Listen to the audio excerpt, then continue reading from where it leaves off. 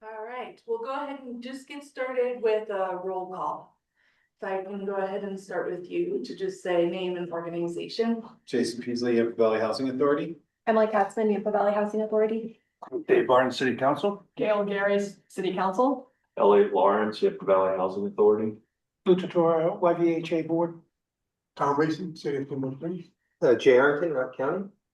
Kathy Meyer, Yampa Valley Housing Authority Board. Welcome, y'all. So for folks who are joining us online and observing, this is going to be a working meeting, so we won't have a space for open comment, but you are welcome to observe the meeting. We'll also provide a recording of it after this session. Tentatively, this is called a project collaboration team. This is something in itself that we couldn't quite land on what's the name to call this group in some ways, but you all have been called together here as representatives of 3 different entities, YVHA, City of Steamboat Springs, and Routt County, to think through what are the next set of governance decisions needed to be made around Brown Ranch, and what's an initial sort of like timeline that collaboratively this group can come up with. So over the course of today, really, we're gonna have a meeting today and tomorrow, so 2 hours for today till 1 o'clock, and then 9 to 12 tomorrow. And the purpose of this is to launch a collaborative effort to define the next decision-making steps for Brown Ranch, to get everybody on the same page together. What this is gonna look like in practice for our objectives for today and tomorrow is first off to just understand the process of what we're gonna be moving through and how this group will make decisions.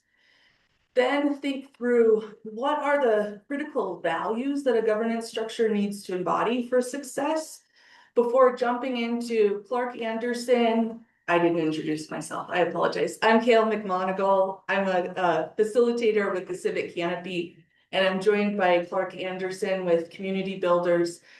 I will be the facilitator for this process, and Clark and his team from Community Builders will provide expertise on from their work across the state on housing.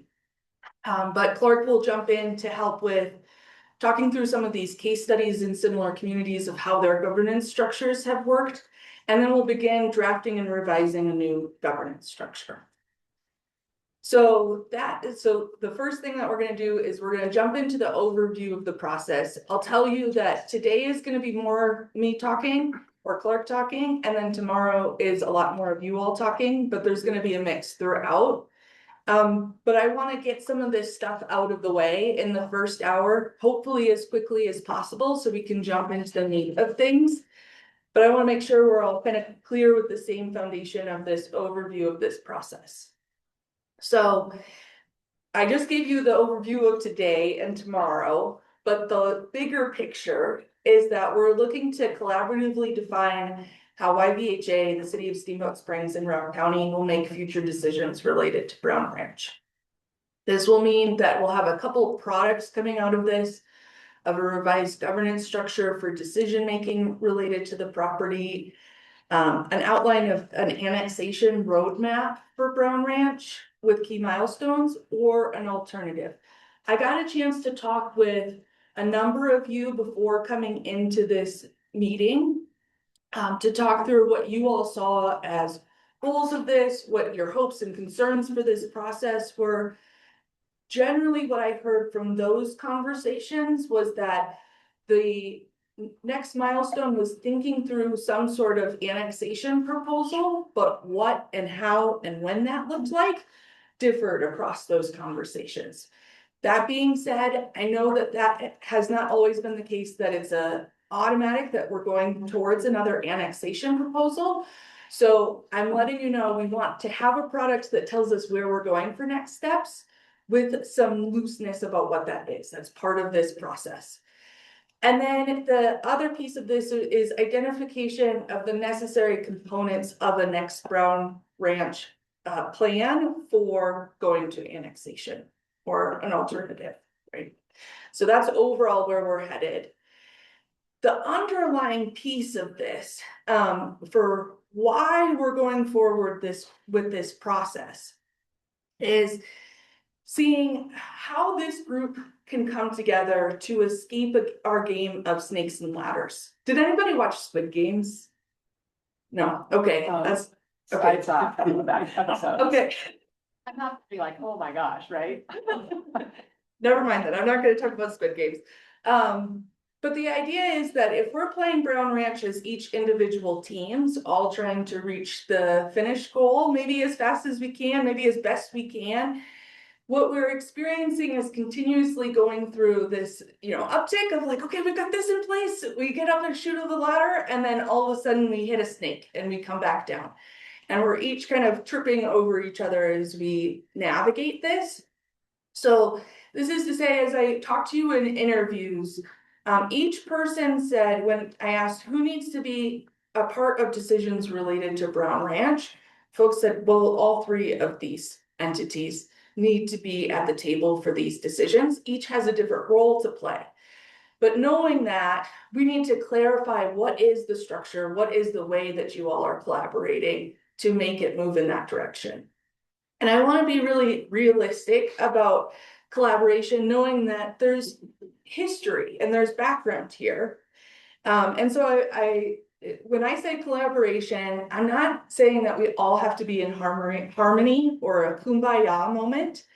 But rather, Adam Kahanye is a mediator who's worked on big projects, figuring out how to bring democracy to South Africa. Much higher stakes than this conversation here, right?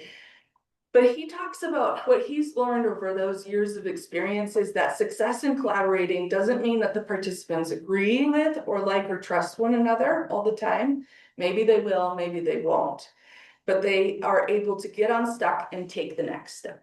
And so, like, I outlined all of the kind of hard objectives that we're getting to out of this, but this is kind of the implicit, is what does it take to figure out how to escape our game of snakes and ladders, get unstuck, and take the next step. So our initial outline for this process, we talked about doing this over the course of 6 months initially. Then when we started scheduling things out, just for us as contractors, we tried to see, could we fit in 2 meetings each month back to back rather than once a month for 6 months. We'll still see where scheduling lies on that to see how fast we can get through this process. But the basic steps are that we want to start with thinking through a new governance structure. How do we make decisions? This is, I'm going to just name up front, going to be like frustrated and irritating because it's the talking part of things. It's not an action step, but it's setting a foundation, establishing just that. How do we make decisions together that allows us to do everything faster down the line? Then we want to define the end state. Is that annexation? Is that something else? What are the different decisions that will come out of that? And then what are the different parts of the planning process that need to go forward after that? So we come out with that roadmap to annexation. So as I talked with you all over interviews, this is just a snapshot and it's not even all of the decisions per se, but it was what I could fit into one slide basically. So I asked folks, what do you see as the major decisions that need to happen to figure out the next steps for Brown Ranch? So we start at the beginning, who can make the following decisions and how? That's the governance piece. When and where do we need to engage the community on this? And where does an individual decision maker need to have buy-in? Maybe they have the authority to make a given decision, but where do they need to stop and make sure they've got buy-in from other parties? Those are all kind of in the governance realm. Then we get some of those fundamental questions of where is our kind of final end state? Does this stay as one property or is it split into multiple parcels? Does it go to another annexation proposal? Does it happen within the current jurisdiction of Routt County? And then you get all of the if-thens from there throughout this. Now, each of these could be broken out into another subset of questions as well. So For example, a mini one under, most folks talked through what should be included in the next proposal, financing, infrastructure, density, look and feel. Then brought up other mini questions they had, maybe, do we still go for geothermal? How does this connect to other plans that are already in place, like the climate change plan, things like that? And then we get into those questions of who pays for these things, who completes these studies, what are the different authors there as well. And that's even before we get into like, we didn't even get in on this slide into like, who's the developer or things like that, right? That's all down the line. So we have a whole, I'm gonna even call it a rat's nest of decisions right now that the group has to figure out, okay, when and where are these taking place? And this is just our starting place of when we think about going through this process, if I go back a slide, from governance into the timeline, this is what we're wrestling with over the course of these meetings. Okay. I'm not over the course of these sessions going to have us take the time to go through and make working agreements about how we're going to show up with each other, because we've done some of this work already. So we had a meeting between council and YVHA board where this is the output of that meeting. So take a minute to read through those for a second. And I'd love to just hear out, what are some that stick out to you that you feel will be instrumental for this process?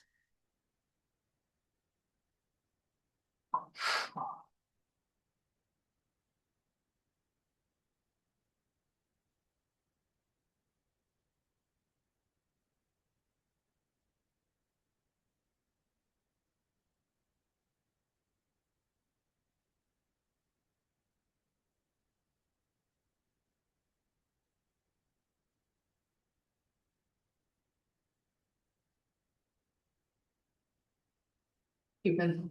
Do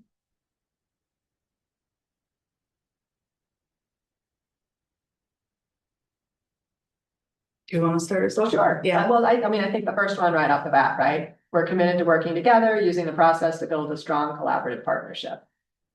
And rather than negotiating, it's about shared goals and collaborating. Great, thanks for getting us started. Any others that feel? I think trusting good intentions. You know, Yeah, I would go with the, it's really obvious that we all want the best thing for the community. Is what is the best thing is the deciding factor, and so I think trusting those good intentions among everybody that's working together.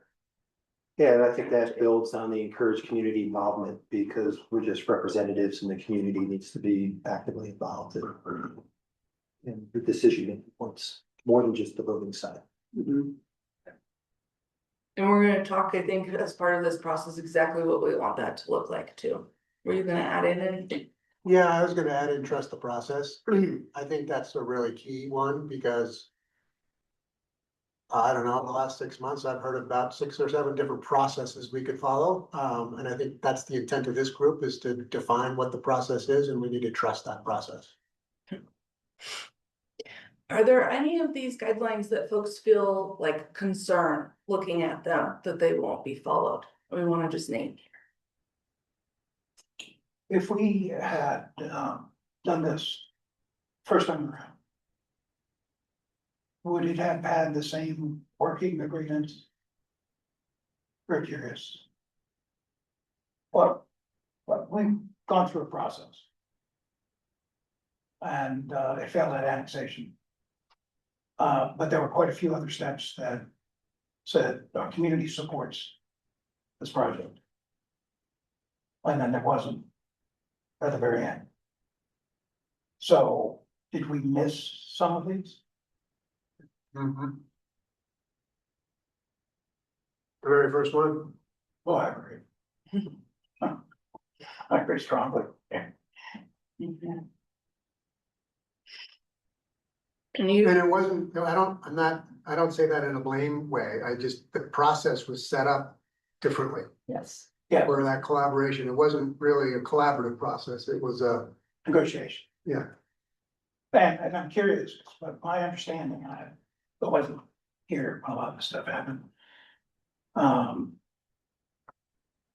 basically, I guess. Gary Suter said, the city could not be involved because of legal reasons. And I have no idea what that means actually. Other than, I guess, Dan Foote said, the city couldn't be part of a steering committee. Right. I mean, I don't know what was said, but I don't agree with that. well, I mean, do I? But I mean, if there were legal reasons, do they still exist? And I wasn't there, so, Mhm. Annexation is a legislative process. right. It's not a quasi judicial. But there's no reason why we can't be involved I in agree, the discussion. but I'm just, you know, it was, if you were to ask Dan Foote that same question, he's, oh, no, you guys can't be involved in this. Well, Dan's not here. Okay, yeah, that's all right with me. We're just not. And this is Is our good, this is, so there's gonna be moments where we're gonna look back at the past of what happened. I'm gonna do my best with this of focusing in on what do we wanna do now, right? Of like, what's true now? What do we want, if it wasn't modeling collaboration at the start, how do we wanna do it this time? Right? Okay. Anything else that, yeah, I think just the working towards a shared goal. I don't know if established those shared goals yet, and I think that process is gonna be it's a very critical one at the onset. To make sure that there's a clear, list of priorities. And that those goals are like well articulated, so that we know that we've reached some level of success. so that one's a particularly hard one to follow because we don't have them yet. Yeah. And that's part of this process is to like, how can we form them? Well, this threshold, quite honestly, Yeah. Say more about that threshold. meaning that if there's not shared goals, then we're back to this sort of everyone hitched to the wagon pulling in opposite directions. Okay. So part of that will be distinguishing to during the different phases of this group will not set out necessarily the goals of what Brown Ranch should look like.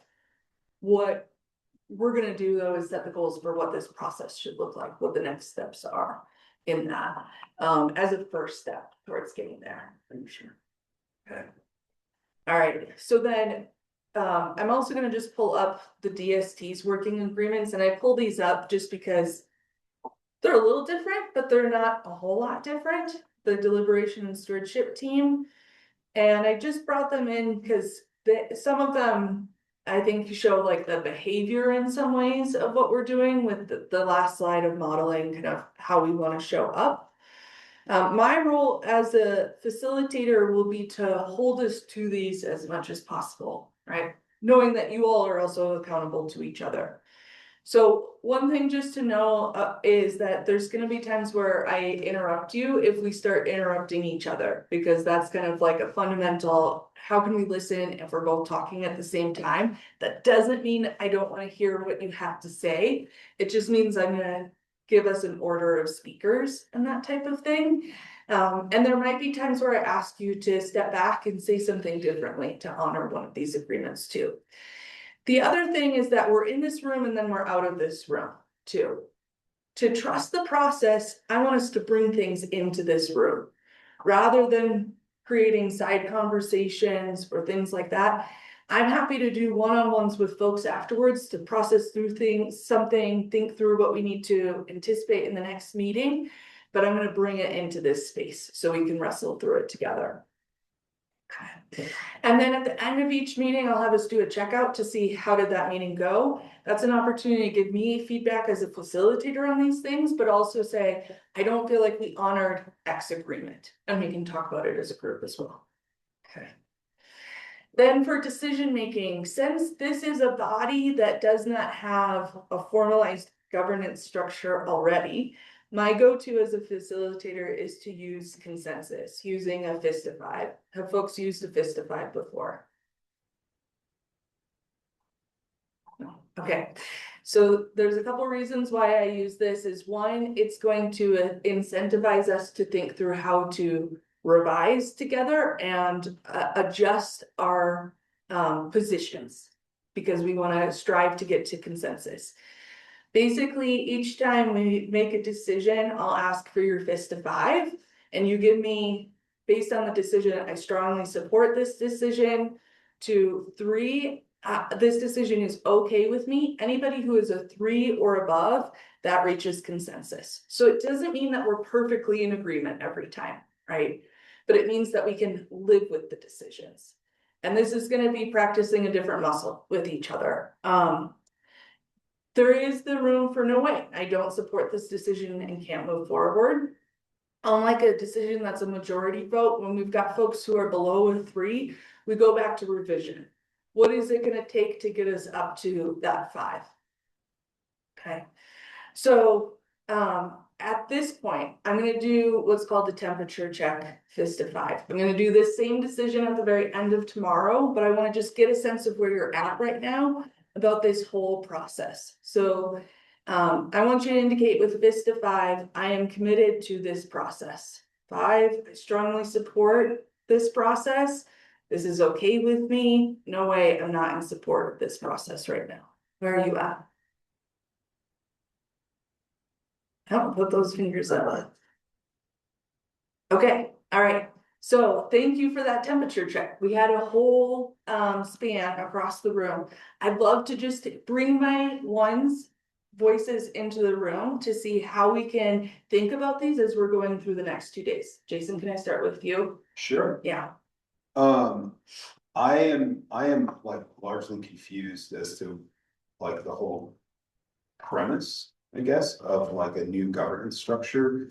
When we already have an organization that owns the property, that has governance structure to execute on this. And so I just like, I really don't understand what we're doing. So that's why I'm skeptical. Okay. And you're talking about there's already a YVH board who makes decisions, those types of things. There's an IGA agreement. Those are the things that you're referring to that you feel like that's the process that we have in place. Correct. Okay. What about for you? When it says trust the process, I don't know that we've agreed on what the process is. So how can I trust something I don't really understand or know? Okay. Okay. And I want to give now a chance for anybody else. I'm not going to say that I have the answers to those things as the facilitator. This is co-created by this group, so I'd love to hear if other folks have perspectives on those concerns. Well, I mean, I think it's worth having a conversation about what governance is. In general, it seems to be the word of the day, the year, seems to come up everywhere, on everything. You know, I look at governance like you know, restricted grant agreement. That tells me what the governance is here. Says this property is to be used for affordable, attainable housing. Now, I suspect there's a lot of flexibility in that. I don't know how much, honestly. It's not like a super tightly written legal document, but it is a legal document. And it says this is how it's supposed to work. And that comes from the person who spent $25 million to buy the property. Good. Yeah. And I certainly hear and respect what you're saying, Kathy, right? I mean, in terms of, this is a bit of a leap of faith for everybody around this table, and from the perspective of, we don't necessarily know, right? I mean, I think if you ask us what governance is, we all probably have various different perspectives. We bring the different lived experience to the table. But, you know, to your point, Jason, it says, yes, YVHA owns the property, but, right, you need the city from an annexation perspective. Maybe, maybe not. I think the city would like to be probably part of this, so I see this as a structure. I see this, for lack of a better term, as the new BRAC, right? I mean, we know what didn't work, so we need to find something new and different that is going to engage all of the different voices, all of the different perspectives, be more transparent, bring the community along.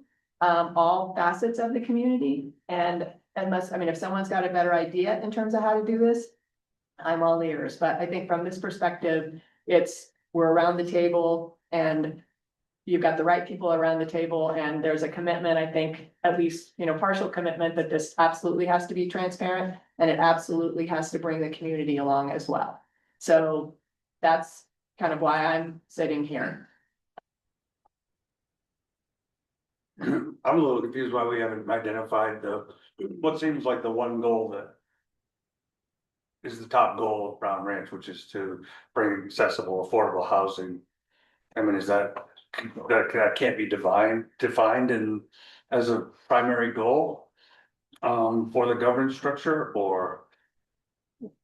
You want that at the outset to say that the governance structure is designed towards that purpose? I mean, it seems like that's what we're all here trying to do, right? We're not talking about building a new town center or. So I'm just kind of confused why we're gonna wait to hold off on what the goals are till we figure out a governance structure. Because if we're not lined up goal, what's the point?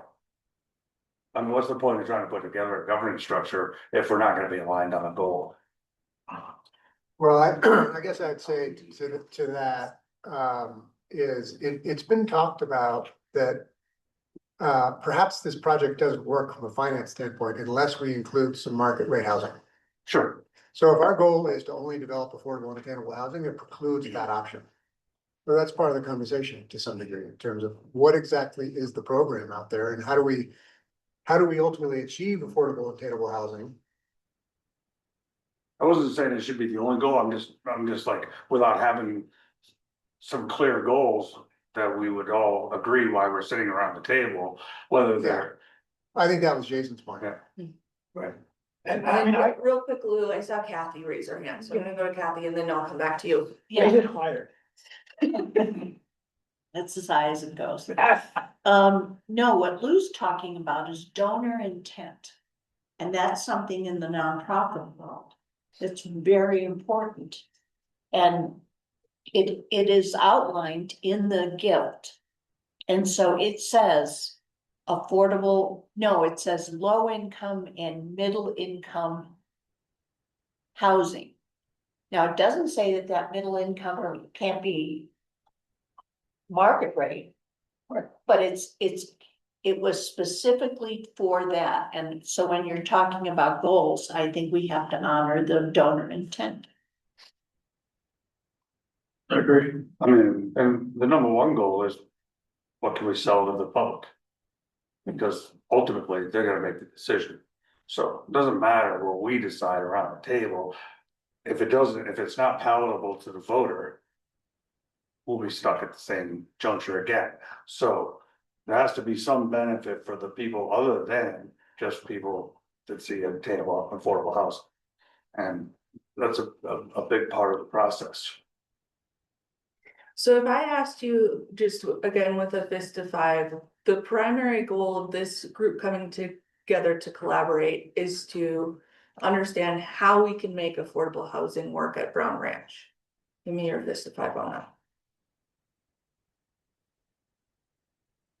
Okay, so there we have consensus. So to that question, and that was something I was uncertain of coming into this group, right? So that's part of the reason why I haven't stated it as an outward goal.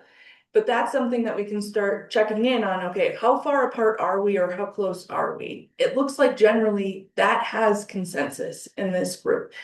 And consensus still, we got an example of that of you being at a 3, right? You're okay with that decision, but that tells us where we're close on something, right? And so we can move forward knowing that's present in the room. And now we start to think through the governance with that. This is not a hard and fast process. I'll keep flexing as we go to see what we need to focus on first. But I'm gonna have us leave some of this uncertainty on the table, jump into some examples of governance and what it looks like in other communities, and we'll keep returning back to this set of questions of what will make us trust this process, what will make us committed, and if there's not commitment there, then that's our decision going forward too. Yep. I want to ask Jason, do you feel like your question was answered? No, I'd like to kind of learn a little bit more before we dive back into that question though, like.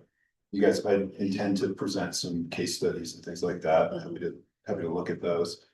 The main question that I have in my mind is like, you know, if this group has decision-making authority, who is vesting in with that decision-making authority? What are the actual tasks that people are able to actually delegate as the county or the city or the housing authority to this group? So that it actually functionally makes decisions, or is it some type of like steering committee 2.0 recommending group? So that's where I don't really understand it. Like, because governance is used in this sort of umbrella term that has like a load of nebulous sort of connotation. And that's some of what we can explore with governance. If there might be a final decision maker for pieces of things, right? That the annexation proposal, if it goes forward, has a final decision maker of voters, most likely is what I've heard throughout this process, right? But there's different pieces of, you can create a collaborative structure that creates an advice-based process for what goes to voters in that sense. But we clearly lay out who's in the decision-making role in different parts of the process and where do you have to work together to build the proposal together. And I feel like it's gonna be helpful as we get into some of the case studies. But before we do that. Yeah. Sorry. I do want to raise one issue that I think has come up, and I shared this with Jason yesterday. I think the group probably needs to talk about. We don't know what this group is yet, and we don't really even know if it's gonna have decision-making authority. If it does, this point becomes even more important, and that's the question of sort of the makeup of this group. We have 3 representatives of city council, 1 representative county, and 5 of the housing authority. And I think that is a question mark in terms of sort of the makeup. So I raise that as an issue because I know it's been brought up to me, and I think it's probably something that we should talk about. And if it's right now, this is just a discussion group and a task group, and people are comfortable with that, that's fine. But even sort of making decisions about consensus changes when you have a different sort of lopsided makeup. So, I don't know what the group feels about that, but. Well, I originally thought this group would have members of the DST in it. It was originally talked about, and I think we need to talk about that. Okay, because I mean, if the issue is, and I'm not sure how much the DST actually represents the voting public, it seemed to, whatever happened in the DST, I do not believe, maybe wrong, is common knowledge in our community, okay? So I don't know if they represent the public, the community at large, but at least they have a different perspective. And they've been educated to some degree on some of the issues that came up during the course of the annexation process. And there would be that common thread through the 2. Yeah, absolutely. So I mean, I agree with that. And to me, I've looked at this as like a talking group. But I do believe we need inputs from different places to kind of truth test our discussion points. Yeah, so we'll get to a section a little bit after the case studies on how we want to engage the community for exactly these reasons. Because there's question about how the community gets engaged in this group, how they get engaged in future conversations as well.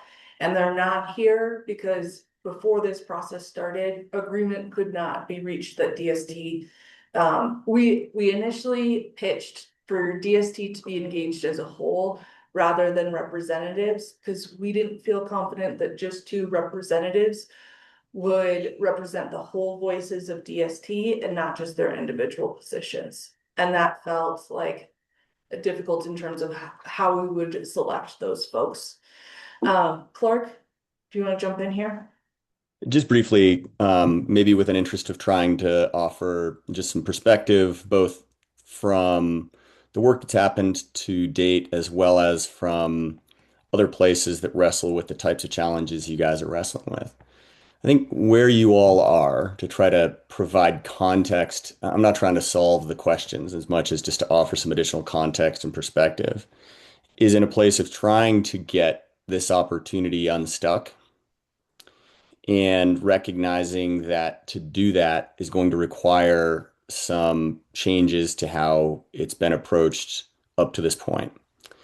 And I think where the work has landed at this point is that without taking a different look at how decisions are made and how the approach is structured and implemented, I think there's a perspective that has sort of carried to this moment that it will be difficult to get unstuck from where you are now.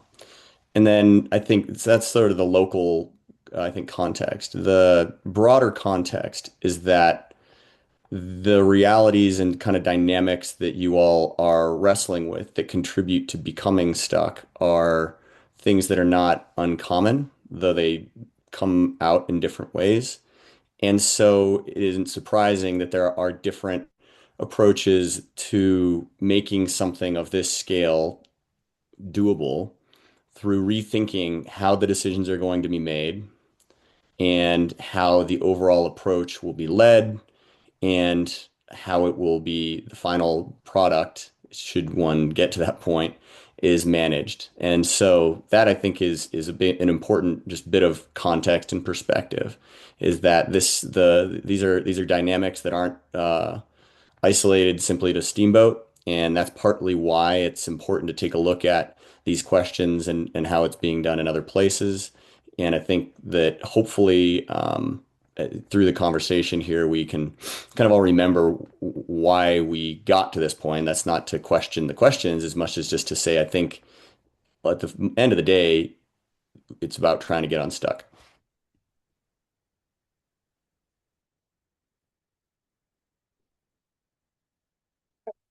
Yeah, sorry. Yeah, I just wanted to touch real quickly on the makeup and Tom's comment, you know, the one county commissioner who'd have the capacity to participate in this would add a sixth to the housing authority makeup. So that's the catch 22, basically, and Elka. The other two do not have the capacity with what's going on right now in the county to participate in the process. So, you know, that's the option, but then it weighs it more on the housing authority side. So that's why you're stuck with me. On here, a single county representative. We have some huge projects going on, largest land use project ever, biggest airport project ever, and a whole series of other items and partnerships with Hayden, standing up a housing authority in South Routt, coupled with a bunch of different issues. So our internal capacity is either me or Ann Halliday. So I just wanted to lay that out there. And my goal is to bring this back every Monday that we meet and give updates in a public manner. You know, and have a discussion every Monday morning as an update to the 3 county commissioners. So we just continue keeping them in the loop on how this process works. And then for the request of folks, I asked for 2 city council, 2 YVHA board, up to 3 staff from each, and up to 2 and 2 from commissioners and staff at county. Across the board from interviews, I've heard that the county is an important voice, but has decreased in some ways stake in this compared to the other 2 entities. And so that's why it's unequal in that way too. So we could decide, do we need to further limit staff from each organization or increase across the board to even out? Those are all things that I want us to talk about. I'm just gonna hold this till a little bit later on to talk about it. Okay, now, I am going to actually skip this next section and have us do it tomorrow when we jump into our 3-hour meeting with a little bit more time. I am going to instead move us. Whoa, this is gonna get annoying. Okay. Into governance values. So I know we've talked a lot about the word governance. I'm gonna talk through the values of how do we need to collaborate on decisions that affect multiple groups is really what I'm asking about here. And so I want you to go into the next slides in your slide deck. And I'm gonna have you do this activity. You're gonna grab a slide for yourself. I want you to answer the question in terms of Brown Ranch governance and decision making. What's most important is blank. So Lou actually gave us an example of this on the outset. Thank you, Lou. Yeah, Lou. Jumped in here to I have no practice. idea if that's true. So basically, in the slide deck, this is where you can drag and drop these boxes to go along the slider from least important to most important. You also have your own blank box if you want to add a value that you think is missing here. So this is relative to governance. What's We just the, add any slide. Just like- say that again? We just add any blank, we grab any blank side. You can grab any blank Okay. slide, so it looks like Gail's grab 19. And don't follow my lead here. I'm gonna watch what you do, Gail. Not moving. This is a copy of what Oh, was sent. good. PDF. Yeah. So what I want you to Get 'em to do move. is. Go Well, ahead click on and. You gotta, It's drag. yeah, you just drag. Hold it, drag. Not drag. This Yeah. is there. You have to get those cross hairs. Perfect. No, I just made my Here? disappear. Uh-oh, Yeah, I'm sitting here going, whoa. undo. So where do you put number one? Uh, Oh, There we go. But staff like we did. But for some reason, I'm not trying.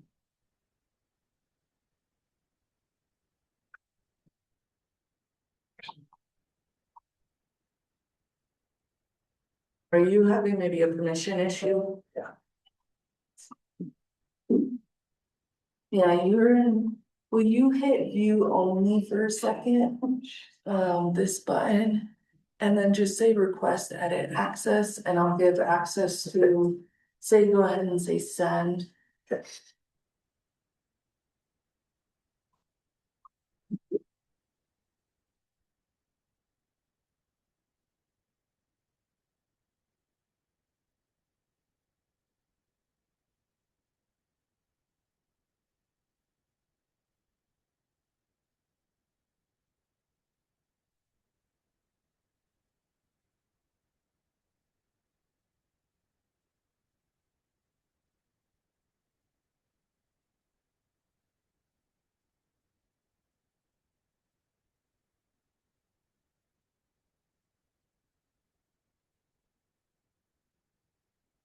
Jay, you should be good now. What is? Is that a low or? Zero. Oh, it's a zero. Mhm.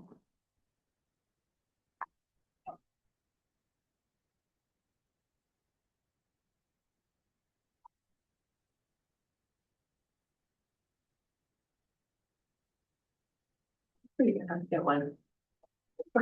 Good. You changing the shapes.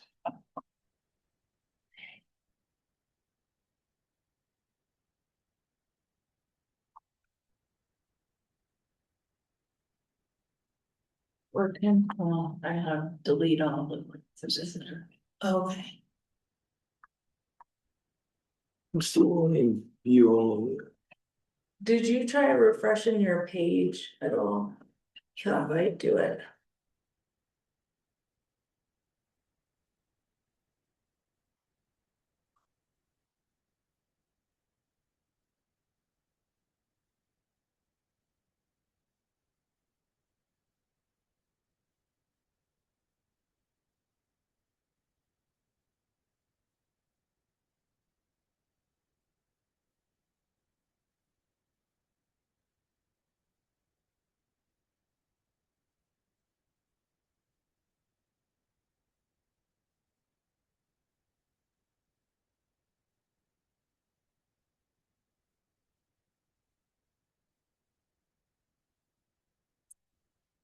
Do you mind if I tell? Go right ahead. Okay. You're do it faster than I will.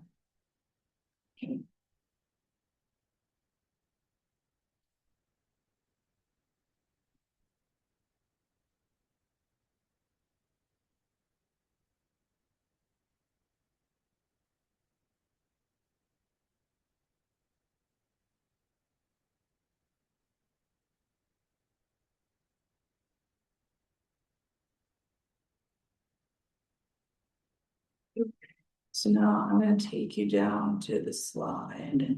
It's gonna be your something. All right, so Okay, got you can take your name in there and then drag these over to whatever order. Okay. Okay. Thumbs up if other folks are done. Everyone's ready. Okay, some more time spill here. Okay.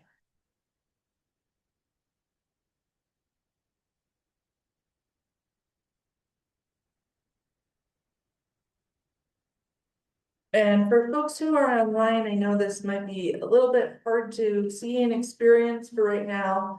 We will publish the final version of the slides along with the recording so that you can see individual slides, but. Folks, there's something we can know. Thank you. Right. Let's just start. Oh, it, like click and then drag with that. Oh.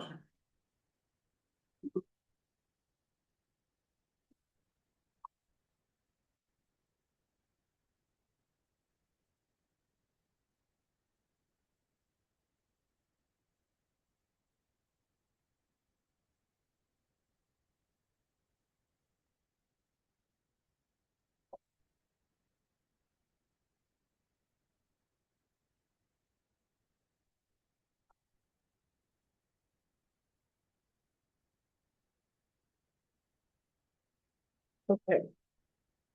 I'm gonna have us just pull into discussion based on this.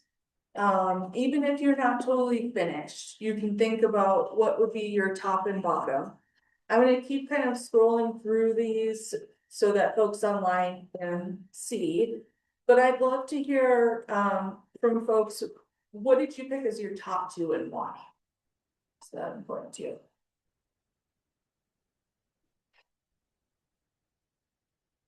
Anybody can get us something. I picked collaboration as number one. I think that's obviously got to be our highest value in order to get this project across the finish line. And transparency, and we need to be very, very transparent with the public about how we're moving this forward and make sure that we're bringing them along with us, because ultimately they're the decision maker. Okay. And so, Tom, you said, obviously collaboration needs to be top, but it may not be obvious to other folks who may not Obvious to have. me, So tell me why it's obvious to you that you think because I collaboration think that is was essential. the number one value we did not have the first time around, and what caused it to fail was that lack of collaboration.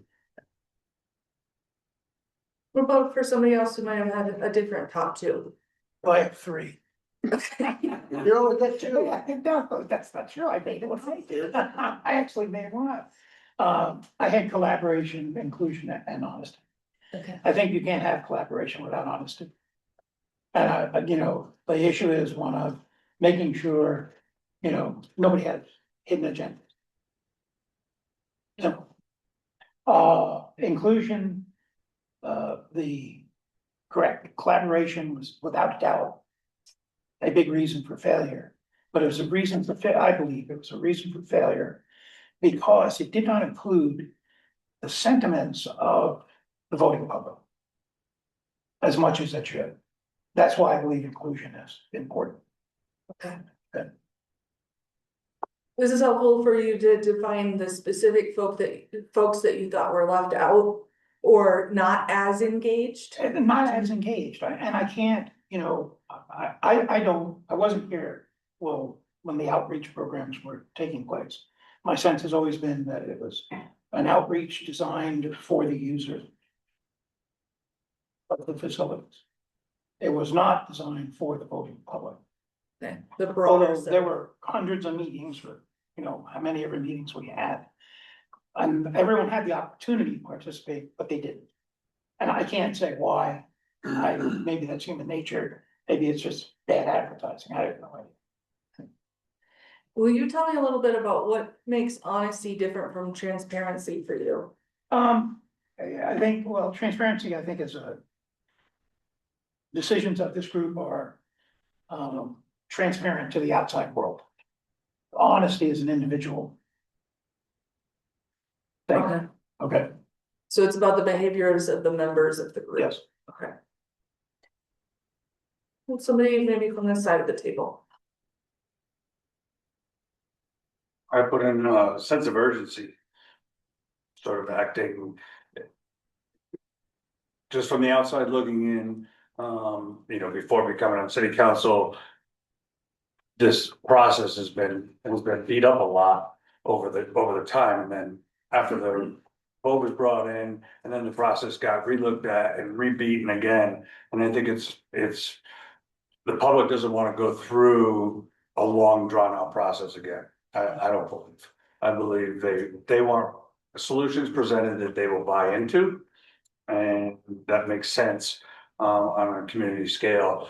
I think to Lou's point, one of the big issues of how all the information was presented before is that affordable housing is very near and dear to a lot of people's hearts, and people especially that are affected by the lack of it participated in the outreach programs. But I don't think, and it's a very unpopular thing to come out against in public, whether it was this project or any other project, affordable housing. So I think you have a lot of people in public that would say, yeah, and a lot of people that say, we don't need that kind of growth in Steamboat. So I think it was sort of a dichotomy of the voter. But I feel like the sense of urgency of not beating the horse forever in this process.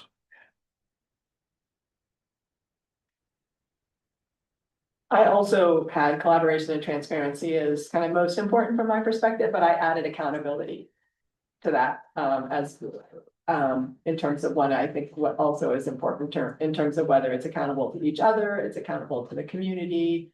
And so to some extent, somewhat like inclusion, but more from the perspective of making sure that, you know, that we are being accountable for what we're doing, the actions and the ultimate outcome. Okay. I would love to now talk through some of the things that people put as less important. What were some things that you put as less important and why? I had efficiency, counted it today's just because I think from my perspective, the last process got rushed because there was external funding issues pushing it. It's to use the example. So the first time in 35 years, I've had DOLA call me up and say, you will put in a $4 million grant, and that's coming from the top down. Request from the county, never seen that before. And I think some of those external pressures accelerated things which didn't get to a collaborative process to the end. And then also, most of us here represent government and we're not efficient. I'll just lay it out there. But I don't want to raise expectations that we're going to be efficient in our process. Do you want to respond to that at all, just in hearing Jay's thoughts on that? No, I would say the first part of the first process was rushed for sure. But I think after the DST and after this process and there, you know, to the fact that anybody might be actually paying attention. I'm not sure if they are or not to what this, you know, this process is going through now. But I think the DST was drug out over months. I think the people that participated in it had a value in it, but I think the rest of the community saw it as just rehashing the same thing over and over again. So like, while I do think the first process was rushed, that I think there is a sense of urgency now for, or whether or not Brown Ranch will ever become anything. You know, it's not a joke in the community, but it's a, you know, it's a, oh, I don't want to talk about that. I put down expertise as least important because I don't know what expertise and governance would look like. So. Or who might have it in this group. Yeah. Okay, so I'm gonna return to the expertise, but I saw you put your hand up. I put, first of all, I think all of these are important and I had a hard time ranking them. But I did put fairness as the least important because I think that the idea of fairness is incredibly subjective. And then Mhm. anyone here would probably have a different definition of what that could mean. And that if we follow the values of accountability, transparency, inclusion, that fairness follows that naturally.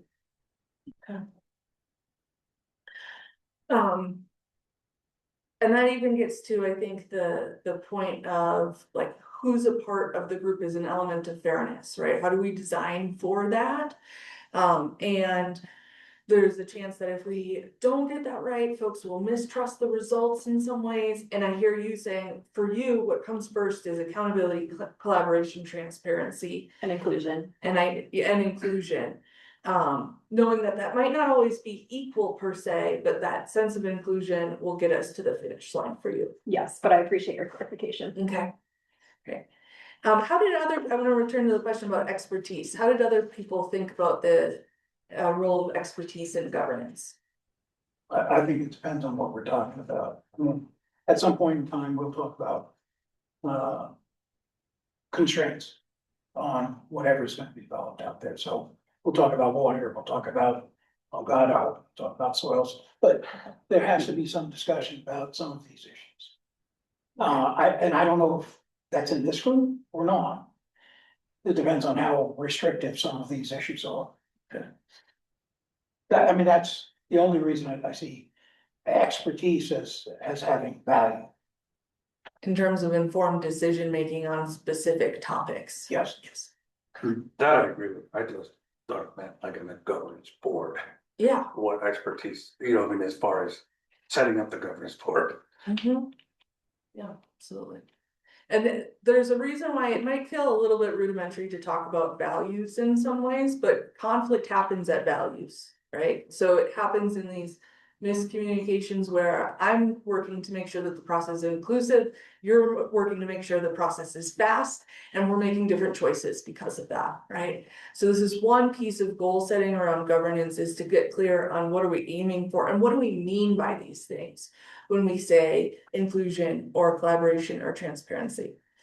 Knowing that there's been this cluster up at the top of transparency and collaboration, does anyone want to make the case that those are actually less important to this process?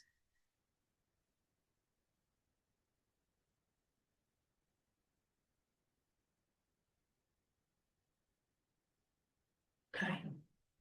And then I want to make sure, I haven't heard from Elliot or Kathy, anything that you would want to add in this conversation so far? No, I mean, I think I'm aligned with Gail and Tom on kind of the top three. I'm aligned with Jay on the efficiency piece.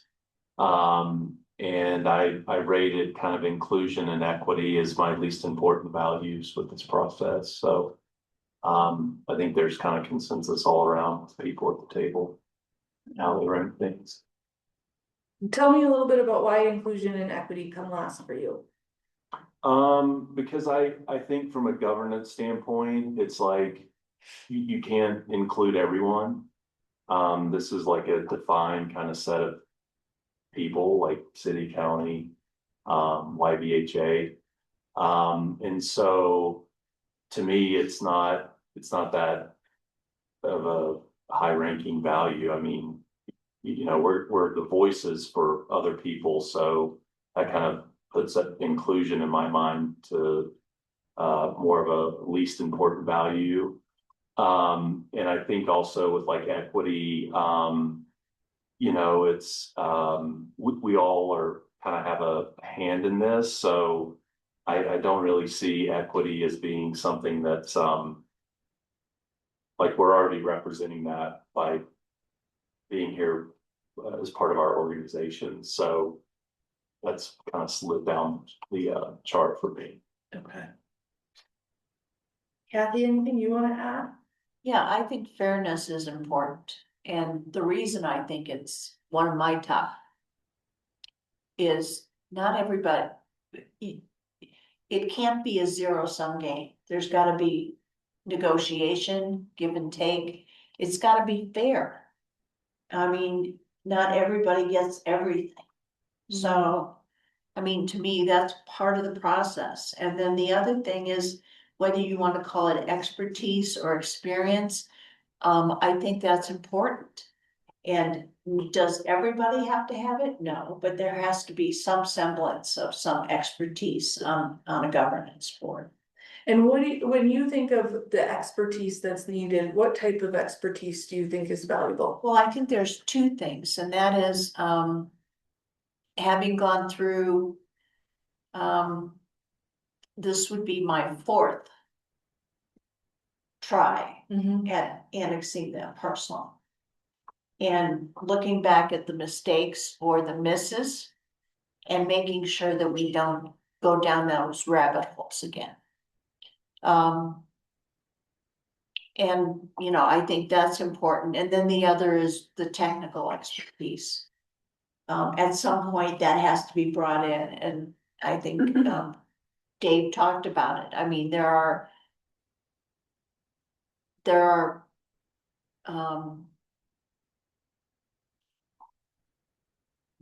are things that we just, like, for example, water. I mean, we could sit here and design a wonderful community, but if we don't have enough water. And the cost of acquiring that water is prohibitive, then we're wasting our time. So at some point, there are some parameters, that's the word I was looking for, parameters. And those have to be brought in fairly early, I think. So those are my thoughts. You know what they say, Kathy? 40 times the charm. I've heard that before. Tom, I hope you're right. Because I've heard it was third time, and that didn't work. So Steamboat anyway, ways. okay, okay. All right. So now we're gonna pull this conversation into like, what do these values actually look like in potential governance structures, in potential collaboration structures? And so, in this next section, I'm gonna pop out of full screen mode for a second. Clark is gonna start going through these case studies, but I've got slides for you all down at 50, 51, 52, 53, 54. That ask, what do you like, what do you dislike, and what questions do you have about the case studies? You can double click in these and type your thoughts or questions, and I'll have the slides up here so you can be in these ones here if you want to capture this. This might be helpful because we're gonna have this conversation go today and then into tomorrow too. And so this will help to capture our thinking now and then come back to it tomorrow. But I'm gonna come back up to the slide here. So we all type in the same slides together. Yep, you might Gail. like bumper a little bit in the boxes, but just hop into another one if you see somebody's cursor in there. Okay. Kale, does it Yeah. work for me to take over the slide? Yeah, Just so I don't have to ask you all the time. yep, go for it. Okay, let's see. Share.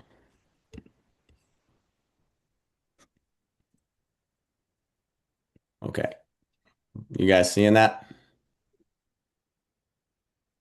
Yes. Yes. Yes. Great. Well, thank you for that help there, Kale.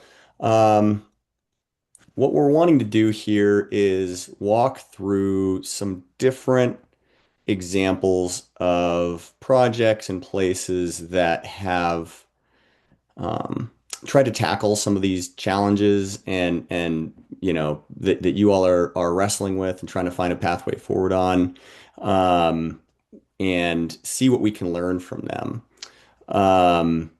And so we'll go through these and try to explore both what the projects were, but also their relevance to what we're talking about with Brown Ranch. So as we go along, I'll try to not only sort of walk through these, but spend a little bit of time thinking with you guys about where the relevance is. And of course, we'll build on that. And we've got some time to dig into these as well tomorrow. So I think for today, we're going to sort of walk through and kind of get as far as we can with it. We know we have more time to really work through what we liked and what we didn't and whatnot tomorrow. So, We're going to start with a pretty significant one that's actually been operating for over 30 years now, Tierra Contenta in Santa Fe, New Mexico.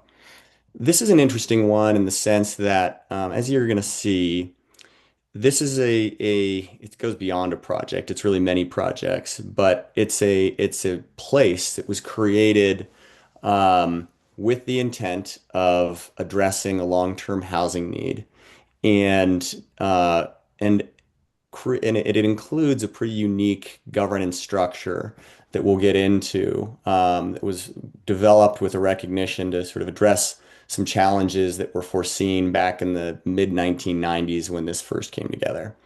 So Santa Fe first annexed this land in 1985, actually, and acquired at least 800 acres of it. It's actually a little bit hard for me to find some of the dynamics around the rest because it's actually a larger community than that in terms of ownership, but I'm still working on finding that.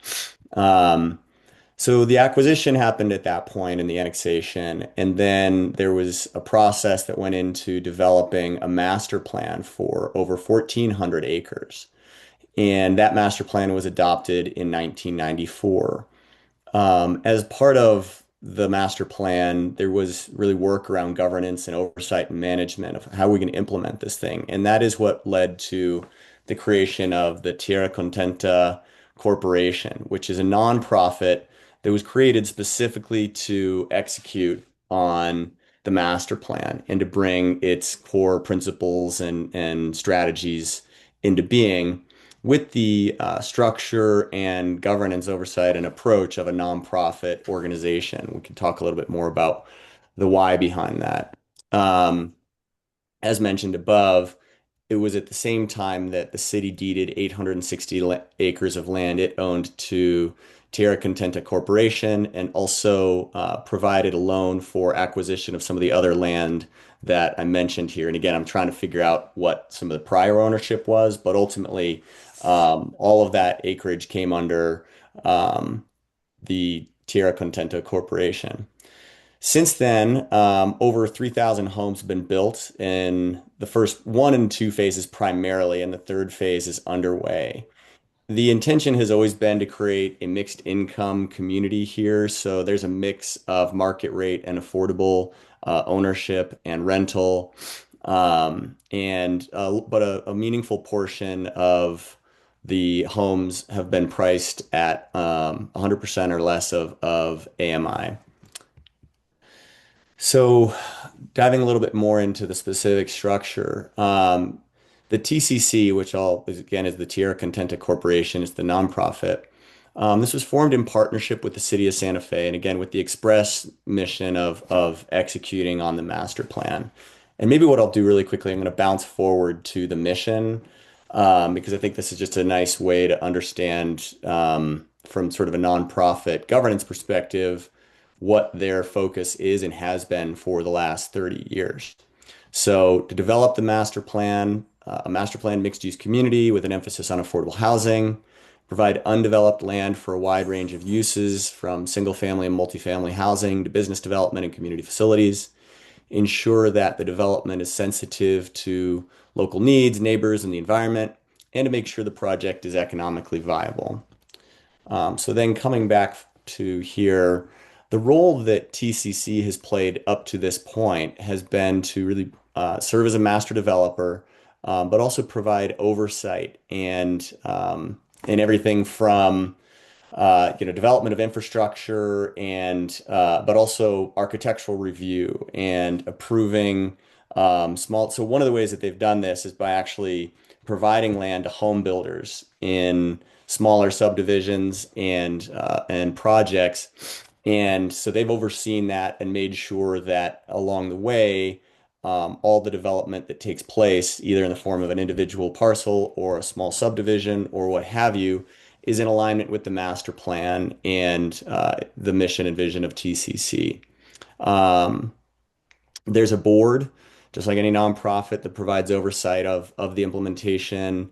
There's specific committees in place, one of which is really focused on the alignment from a design perspective and otherwise with the master plan. And revenues from land sales are then reinvested into operations improvements and paying back the city loan for the original land purchase. So the project's been developed in 3 phases. As I mentioned, the third phase is still actually underway. For the first 2 phases, TCC took the lead on developing the infrastructure and then sold the land um, in different chunks to home builders at below market cost, but with an arrangement for creating a mixture of affordable and market rate homes. Um, and as we'll look at in a minute, they're shifting their approach now. Beginning in 2024, they began a partnership with HomeWise, leader in affordable home ownership, to develop the third phase. And so that's now being handled by HomeWise. So there's a shift there. And instead of TCC, HomeWise is actually going to take the lead on some of the operations really and management that TCC was doing previously, but always and still adhering to the kind of mission and vision of the original master plan, which they've managed to update and realign and refine along the way. So this does represent, I think, a meaningful change in governance, which I think is relevant for us. As of 2024, TCC will no longer have the same role it has had over this third phase.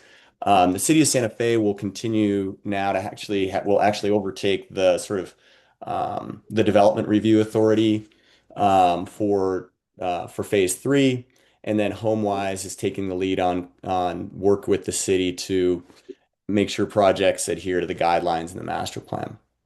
So that's Tierra Contenta. Kale, I don't know if you want me to take questions or comments now, or if we should maybe just churn through at least, the first chunk of them and then maybe take a pause. How do you want to do that? We've got one question. Do you want to do one question now? And Sure. I mean, and then I'll do the best I can to answer them. I mean, we've begun researching these as best we can, but I certainly can't promise to everybody that I'll have all the answers. So if we don't have the answer, what we'll do is we'll try to answer it between now and our time tomorrow. Clark, why did they pivot? That's a question I have too, actually. I'm curious about that. And so it's kind of why I set that up the way I did. I'm curious to see why they pivoted. I know that the TCC has been in operation for 30 years. I mean, it started in 1994. So it would be really interesting. That both indicates that it seems strange to sort of move away from it at that point, but it also might be that since this is a new phase, it just made sense to bring in a new partner. But we need to understand that. So that's one thing I'm going to try to find out between now and tomorrow. Just curious, the financing of this project. It talks about economic viability, but you're also talking about developing 1,400 acres and lots of different homes, 3,000 homes are built with a lot of infrastructure, I assume. Somebody fronted the cost. Yep.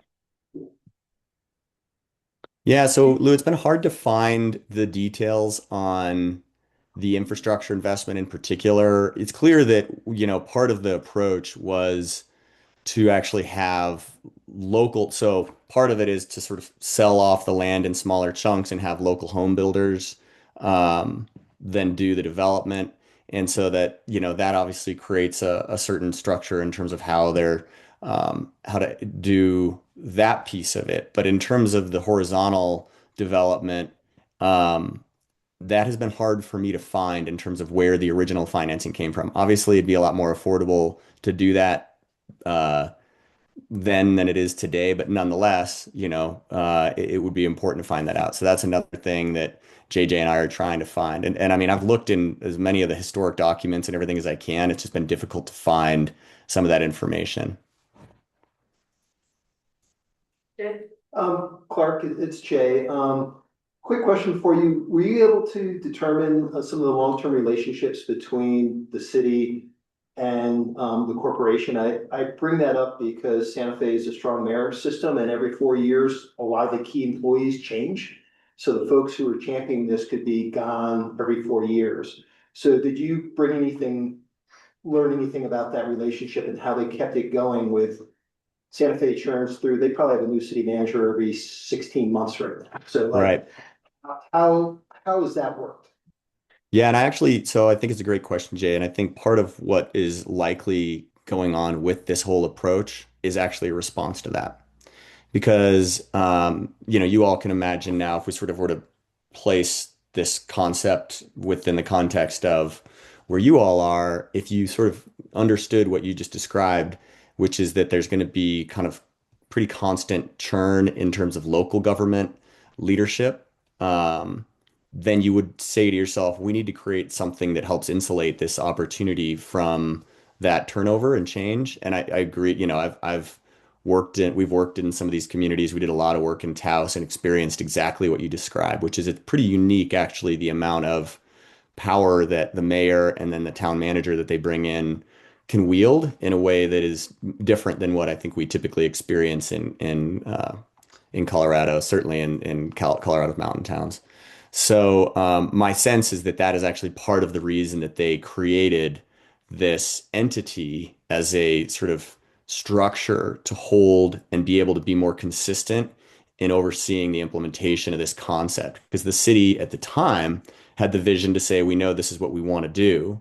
But from, again, and you can imagine if we're, in 20 years when we're reading about how Steamboat Springs figured out how to get Brown Ranch off the ground, the conversations in the meetings we're having today probably aren't going to be the things that everybody puts on the website and the historical documents, which is to say, like, some of the reasoning behind that, we're trying to sort of divine from the tea leaves as best as we can, because they're not saying like, oh man, our politics locally are going to make this hard to do it right, so we want to insulate it. But I'm trying to, there's a contact that I know that's worked on this. At the time, Enterprise Community Partners helped, and I've been trying to get a hold of her to provide some assistance on that specific question, but she has been out of country and I've had a hard time reaching her. So hope to get an answer on that soon.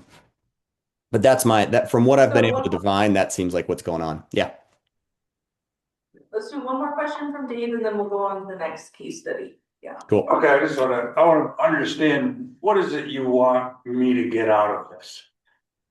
Because I'm not sure how this is relating to our setting up a governance board. Are we talking about setting up a company like TCC, or what is it that you're pointing this at me or at this group? Great question. Let's go ahead and highlight the points of relevance. One is it's a significant land area. It's a significantly scaled development opportunity that was acquired specifically with the intent of trying to address a particular set of community needs. And in this case, as well as in Brown Ranch, it's around housing as a primary and predominant need. And then it's around trying to understand and all of these are sort of, what are the different ways that we can tackle some of these, a project like this. And in this case, the reason it's a relevant example is because kind of an entity was created specifically to oversee this, the implementation of this master plan. So we can ask ourselves, well, that's one option we might have, is to say the city and the housing authority work to, develop out the master plan, and we work with the community on that, however you guys all decide, and when you think about community engagement. But ultimately, we're going to decide to create something that can provide some of the oversight and management, both from development and operations, or not, depending on, again, it's sort of, all of these are intended to say, yeah, that might work. This element of that one might work. So yeah, I think to your question, what we're trying to do is expose you guys to different models and ideas that you can then say, I like a little bit of this one, or I like all of that one, or I like this component of this one and this component of this one, or I really didn't like any of those and I think we got to come up with our own solution. But it's a lot easier to come up with structures and solutions for these types of things if you can build on the lessons and failures of everybody else that's already done it before you. Because, you know, if you're trying to go and do something for the first time, you probably wouldn't just wing it and not look at what other people have done. So. And I know that's the case even in the last time for Brown Ranch. I know in fact, there will be an example in here that I know some folks toured in the early stages of the last Brown Ranch process. So part of this is kind of coming back and trying to understand what other examples are there, revisit those as we think about a new approach for trying to get this moving. All right, Kayla, you want me to keep going? Yeah, let's go to the next one and see kind of how it compares to the trust. Great. So Sun Valley in Denver is a different example, and in some respects, I think maybe closest to sort of where you guys are now. This project, first of all, just to sort of orient ourselves, part of West Denver, and it's a part of the city that's lower income and has a lot of communities that are marginalized, and it really has a lot of challenges and has been undergoing sort of structural and physical change for quite a while and demographic change. And so I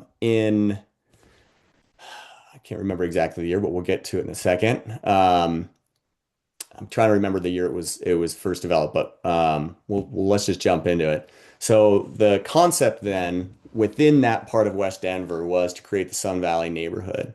It's a significant redevelopment, 940 new apartments, condos, and townhomes, serving over 2,500 residents, again, broken into different phases. The first of the three phases is complete. In this case, and again, this is one I'm not sure exactly strategically why, other than I'm imagining it's a reflection of the kind of market need. But the predominance is rental with some townhomes for ownership. And in this case, there was a structure that was created not to oversee the development, but with a recognition that in this area, it was going to be really important that there was integration and alignment with the community, of the larger West Denver community. And so the West Denver Renaissance Collaborative was created to try to provide a collaborative structure for planning and dealing with sort of changing conditions and aligning public investments and planning initiatives for this area. So again, I think the main idea there is we recognize that this is going to be a significant scale of change. There are people who actually, in order to make this happen, we're going to lose their homes in order to enable the development of the next set of homes. And so there were a number of different things that needed to be created to sort of attend to those challenges and needs. So I think, again, as you try to imagine, all right, what's the relevance for Brown Ranch? Brown Ranch is different than this, but the point I think is to show that there's some structures that can be created specifically to address problems that you might foresee that are larger in scale than the project itself. I bring this up because when we think about Brown Ranch, one of the things that's been difficult is the kind of push-pull and interrelationship between Brown Ranch and the larger West Steamboat area. A lot of the dynamics and challenges that people explore and talk about when it comes to Brown Ranch need to be understood within the larger context of Western Steamboat. And those include things like transportation and traffic, as well as connections to sort of different uses that might take place on that site or adjacent sites in West Steamboat. But when we only understand Brown Ranch as sort of a bubble that has to carry the load of all of the needs and change of West Steamboat, it makes it a lot harder. So my point here is just there's some relevance there that we might look at. Okay. So thinking a little bit about some of the governance here, in this case, Denver Housing Authority is the lead entity that sits within the city of Denver and has led the vertical development in partnership with some local private sector and affordable housing development partners.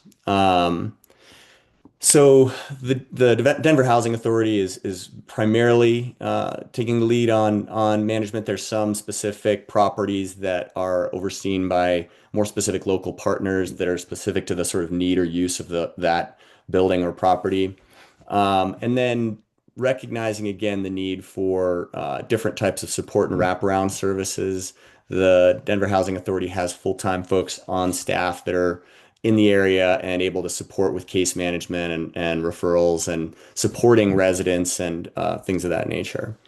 Funding for this, there's more to it than this, but two really key pieces. One is $30 million grant from the Choice Neighborhoods Initiative, which is a HUD program. That did require creating a comprehensive transformation plan, which was because this was a major redevelopment that would again have the potential to create actually displacement in the process of trying to bring more affordable homes into the area. And so there was a sort of specific engagement strategy and plan for addressing that. And then $60 million that is more from a local funding source that DHA delivers for Denver, which is a bond program through the city of Denver. So those were two critical sources of funding for the project. And just want to note again a couple other sort of supporting structures that we created. Obviously, the DHA holds the role of owner and developer, but they recognize that they're going to need some other things to be created in order to make the rest of this work. One of those is a community advisory committee. So again, they're existing residents and businesses and the potential for displacement and gentrification in an area that was already experiencing those challenges. And so the community advisory committee provides a platform and forum for residents, businesses, members of the planning and implementation team and development team to meet with DHA and really be a conduit to the community, identify challenges and problem solve as they come up, and really, provide that communication and public outreach arm for the work. On the infrastructure side, something called the Enviro Finance Group, and I need to learn more about what that actually is, if it's private or what. I believe it's a private entity. Oversaw the design and construction of $30 million in public infrastructure. And that entity also is taking the lead on entitlements and land sales. So again, while the housing authority is, occupying this overarching oversight role, they have delegated critical authorities to other partners and entities that are either existing or have been formed to serve those needs. Now, the final one is something called the Sun Valley Eco District. So for folks who aren't familiar, eco districts are kind of a movement of neighborhood scale interventions that have been piloted in a few different cities around the country, and I think actually now around the world, with the idea of trying to align social, economic, and environmental progress in places and make them work together. And so part of the model was using the Sun Valley Eco District model or the overall eco district model to try to support the implementation of the project and also address other goals for the neighborhood and the area. So that is actually another sort of layer of management and support that has been important to the project overall. Do you got any questions for this one? Or is it easier for Mark, me? what was the time, Oh. just real quick, what was the time frame of this project? Kale, do you know when this finished? Do you remember? I mean, No, I don't. You're a Denver person. I thought, it's been completed for, oh man, I used to know I should know the answer to that. I can get it for us for tomorrow, but I actually probably easy to find right away. It's been around for a little bit. I mean, I think they finished Sun Valley at least at least 8 or 9 years ago. At least the initial phases. I know they're still building out chunks of it. But I remember maybe 10 or 12 years ago, seeing some of this initial work happen, seeing the formation and sort of the piloting of the eco district protocol, and some of the community engagement work that was happening to get it started. So it's been underway for probably in the range of 15 to 20 years, I would say.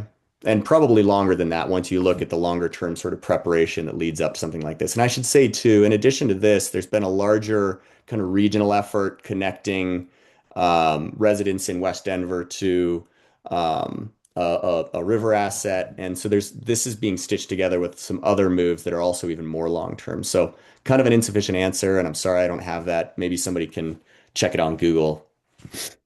Any other questions? I mean, that timeline's about right. They DHA received their HUD, their, planning grant, in 2013. Okay. And then their infrastructure award in, 2014. So that. Yeah, okay. That feels about right. Yep. Cool. Clark, did you hear that pretty well for online folks, or do you want to repeat it? I heard it.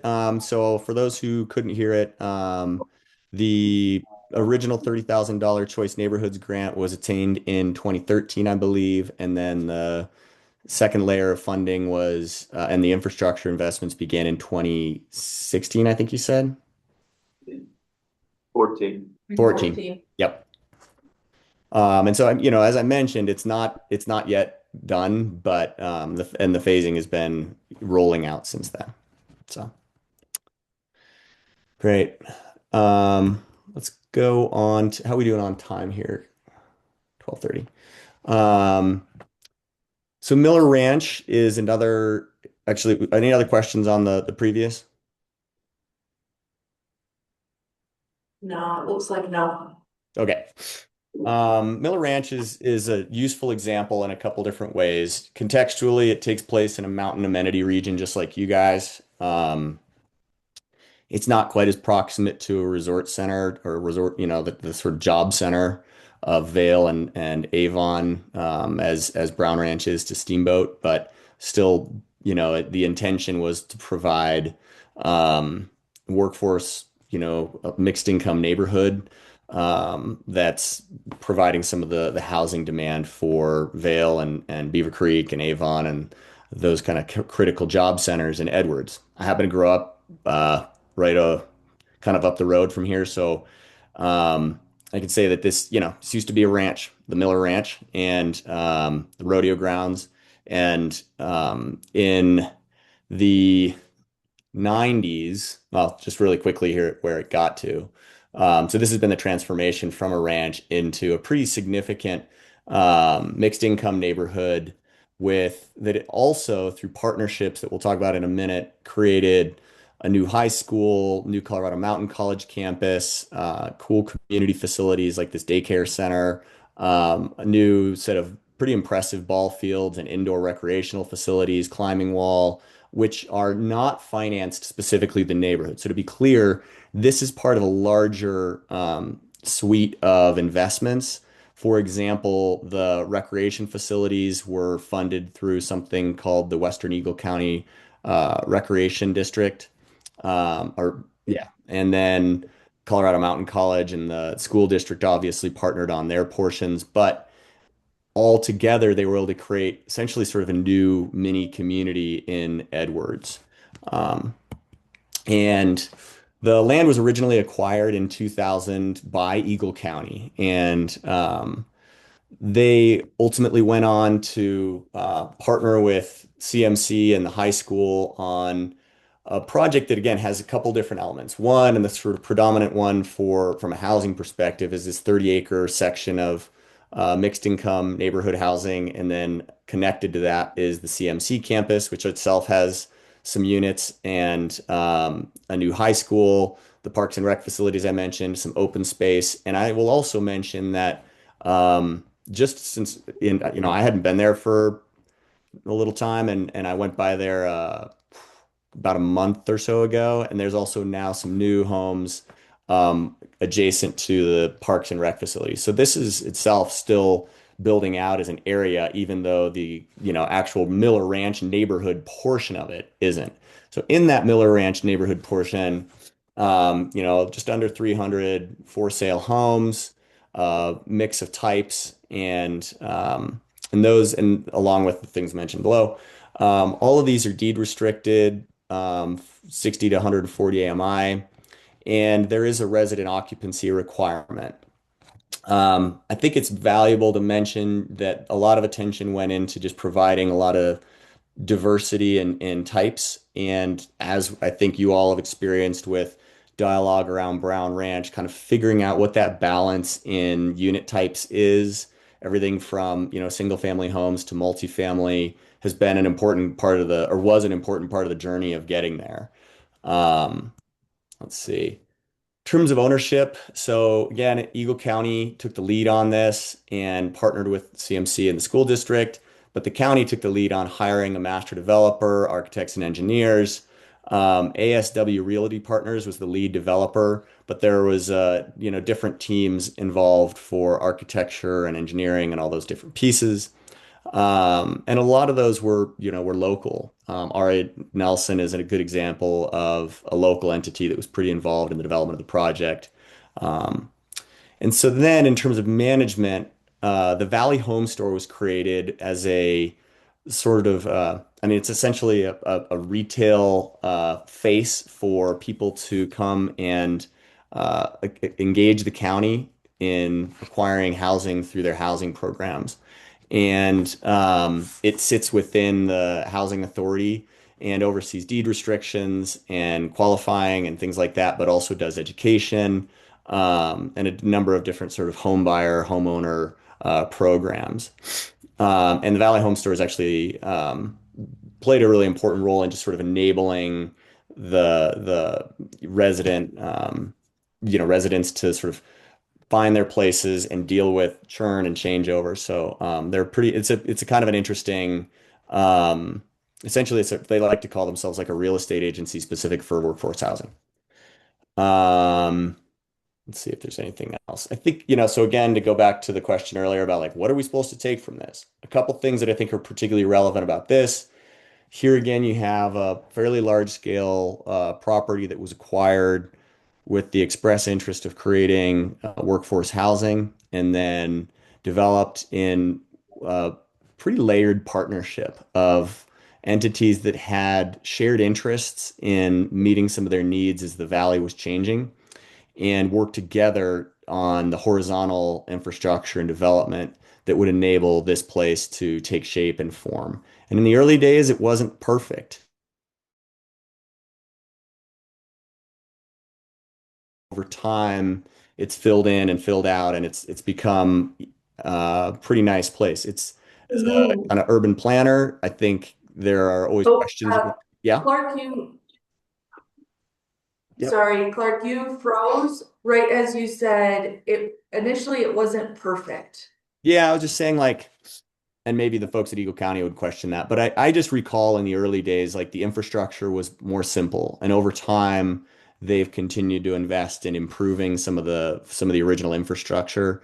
I think this is relevant because when we're dealing with a project of this scale, um, thinking about not only the phasing of the sort of housing development, but also how the infrastructure can evolve over time to make it so that we can address the cost changes, like cost of things over time is maybe an important strategic question to explore, right? Of like, do we need to have everything soup to nuts, from day one or not? And I think this is a thing we've been exploring with some other mountain communities that are trying to move forward sort of scaled projects.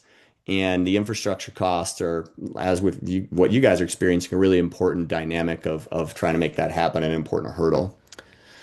I think the other relevance is just that this was, land banked by the county, and the county played a pretty significant role.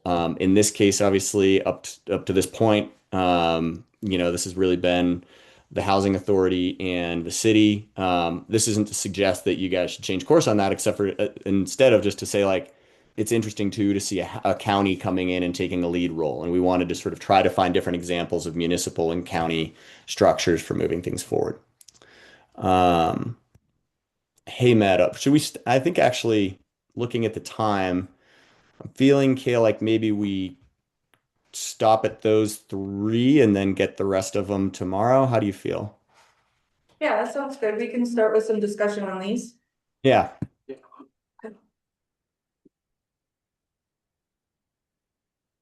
All right. So take a minute just to do your own reflection for a second. If you haven't already, go into slides. Looks like a number of you have 50, 51, 52, and 53. And jot down things that you appreciated from the different case studies, disliked about the different case studies, and then what additional questions you had.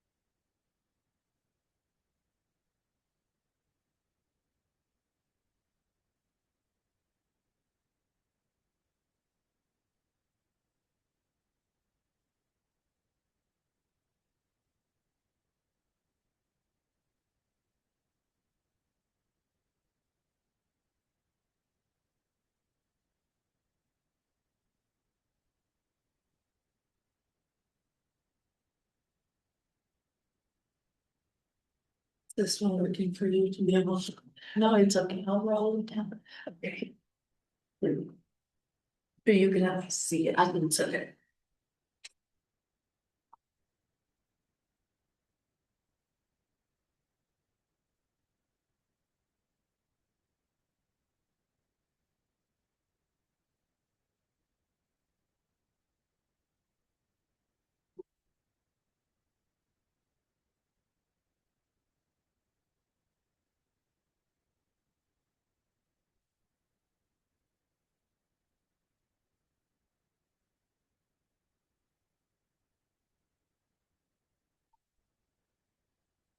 As you're thinking about this too, think in particular about those elements of governance that embodied some of the values we were talking about earlier. What are ways that you saw, you see someone jumping in here on inclusion, but where would you see collaboration, transparency coming up, accountability in the way that folks structure their different governance?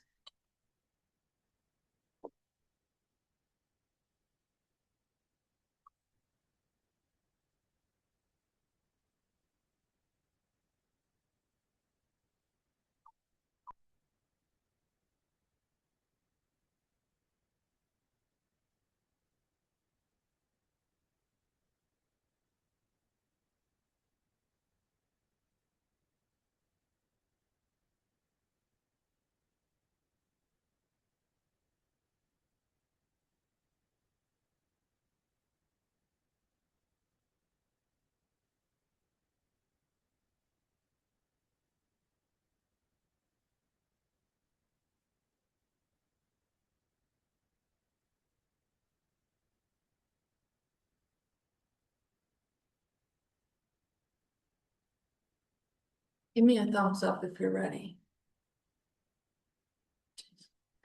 Maybe another minute or two.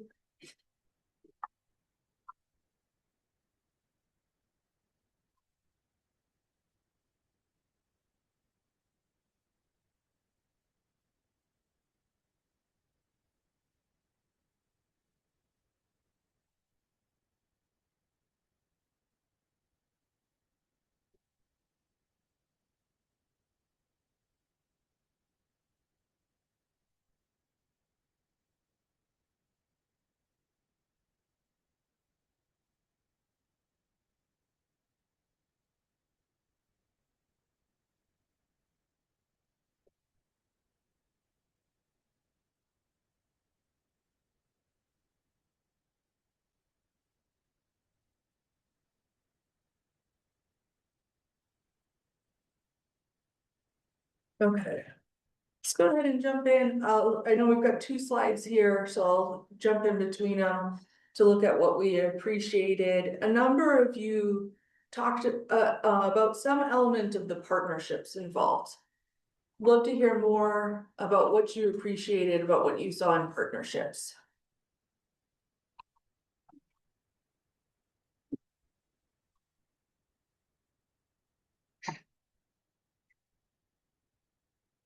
Well, I mean, they've obviously established that some sort of organizational governance. But there's nothing in there about how they did that. Okay, so that remains the question, is how did they arrive at that place of whatever structure they Right, put in what- place? Okay. So Clark, having you kind of track that for things to follow up on tomorrow, yeah. Right, so is this the board that would put together TCC? So this is the idea, is that this is the conversation about governance, is if we put in something into place, what would that look like? Does it, some of these examples had something that, like the community advisory committee was within a given structure versus creating a new structure. Those are the types of things we're wrestling with here, yeah. Well, that's what I like the variety of the structures, that there's no one right answer. Okay. Right.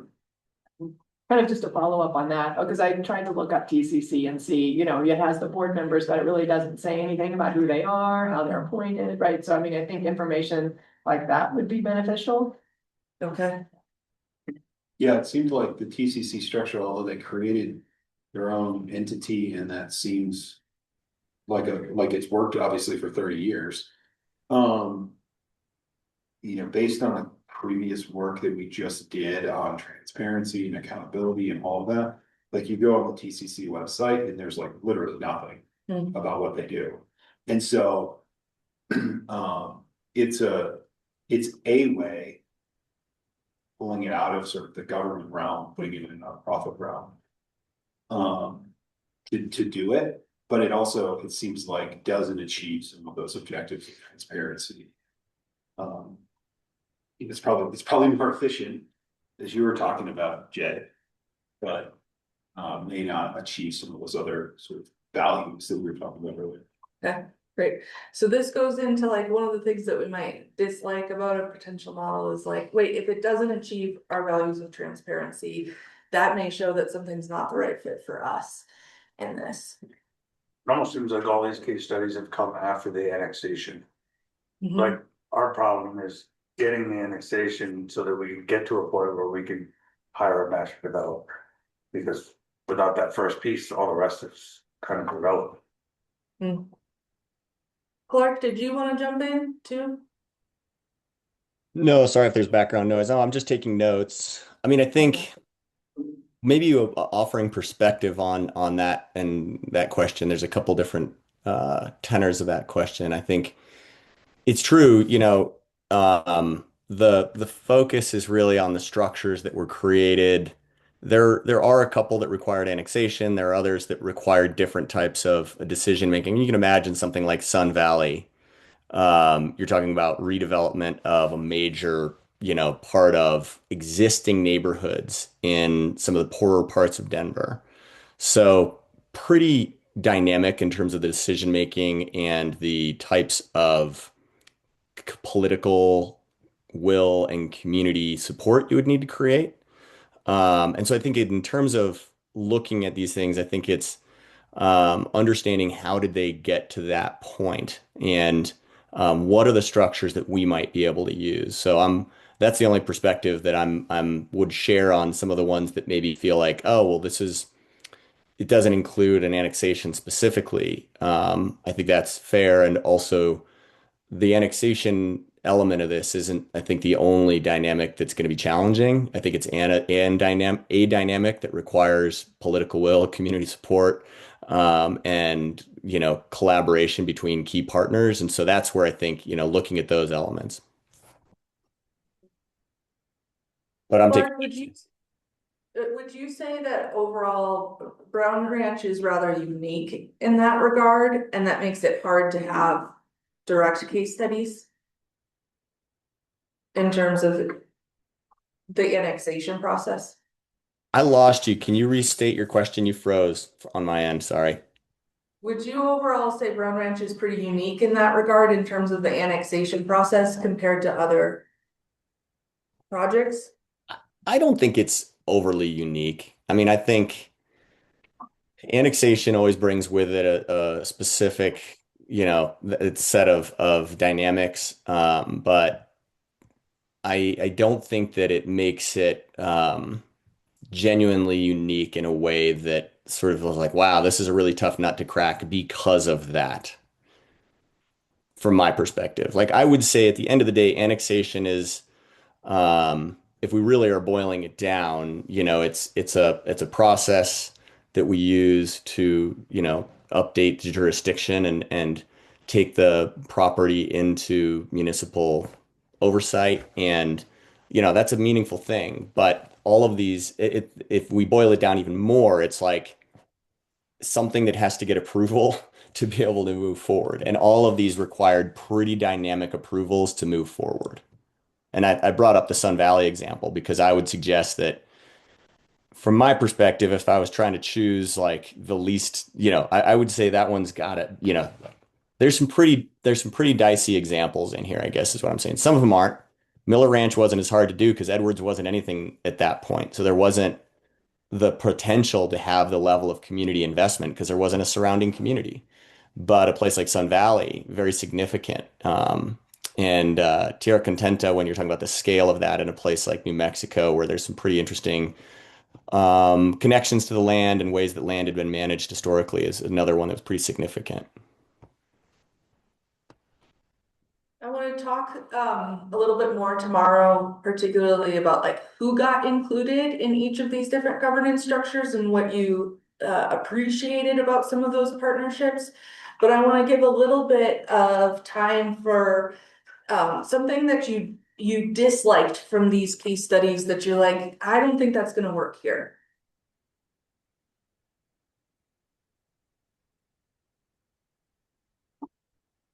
Yeah. Well, the obvious is Sun Valley is 100% redevelopment and we are starting with a clean slate. Right. So, to me, having it, while the governance part might be interesting, it's not a direct comparison.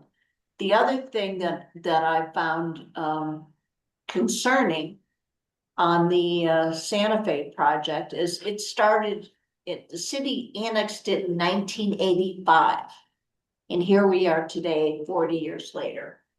And so for me, time is money. And to have something last that long and still go on and going to a phase 3, I think that's a negative for me.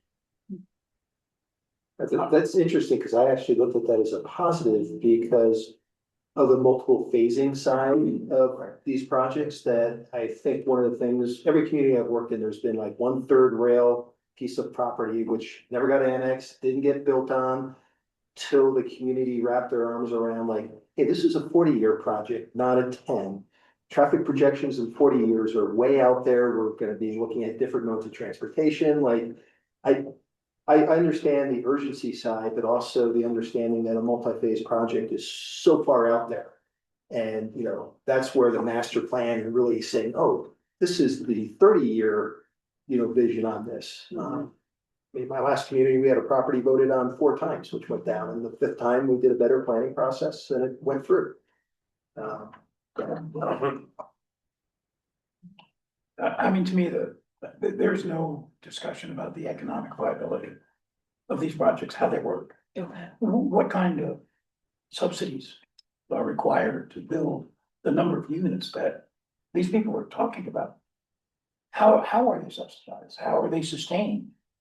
Are you collecting enough rents on whatever properties these are to actually pay for it? I doubt it. So there's massive subsidies involved, and I don't know if that comes from, say, the city of Denver or TCC Corporation, but where do they get money from? Do they get that mill levy or something? I don't know. And Lou, will you make this connection for me? What do you see as the relationship between the financing structure and the governance structure? What do you see as, Well, I think a lot of, from a governance structure standpoint, you know, without financing, there's nothing to govern. Hmm. Okay, I mean, the whole concept of annexing that land is at best, revenue neutral, but most likely it's a cost of some sort in order to annex that land and put infrastructure in. But there's no doubt about it. I mean, ultimately, to develop something like Brown Ranch, and I don't know how much these guys spend, I just looked at, you know, if you looked at the 990 unit for Sun Valley, that's probably a $500 million project. Okay, and I don't know if it includes infrastructure. I suspect those are very tall condos of some sort, being in Denver where they are. So, I mean, to me, the economics are an absolute key. It is one of the reasons that annexation failed, because, you know, there was a concern in the citizenry that there was a funding gap, whether it was manufactured or not. We'll all have our own opinions about that, but that was a significant reason that runs across all of the opposition discussion points. Yeah, I think that also couples with the long-term viability of maintaining the project, the infrastructure, and the services required. And one of them up there had a 2% transfer fee, which covered all those uses, like, or those costs, or a portion of those costs.